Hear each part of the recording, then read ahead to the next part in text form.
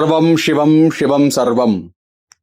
భారతీయ సంస్కృతిలో చాలా ముఖ్యమైనది, పవిత్రమైనది గోమాత.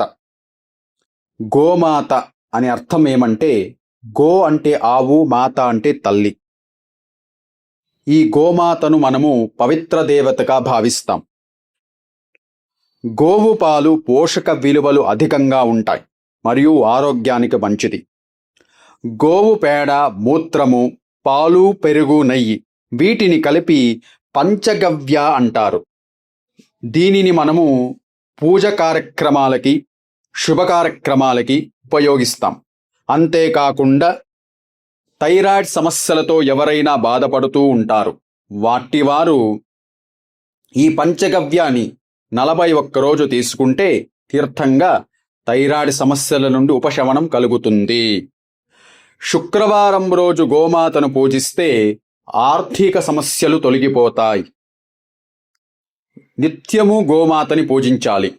మన స్వాములు, అవధూతులు, పీఠాధిపతులు ప్రతి నిత్యము వారు శ్రీచక్రార్చన చేసే ముందు గోమాతను పూజిస్తారు. అలాగే గోమాతను పూజిస్తే పుణ్యం లభిస్తుంది, పాపాలు తొలగిపోతాయి, మన ఇంట్లో మనశ్శాంతి లభిస్తుంది, ఆరోగ్యం కూడా బాగుంటుంది. ఎందుకు అంటే గోమాతలో సకల దేవతలు ఉంటారు.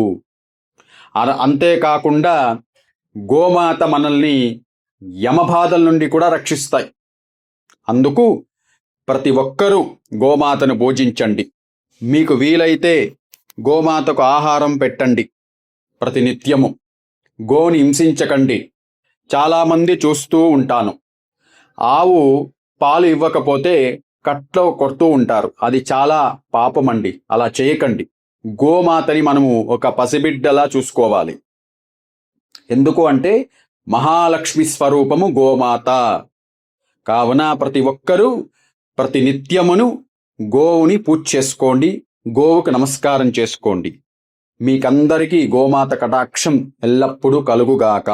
సర్వం శివం శివం సర్వం.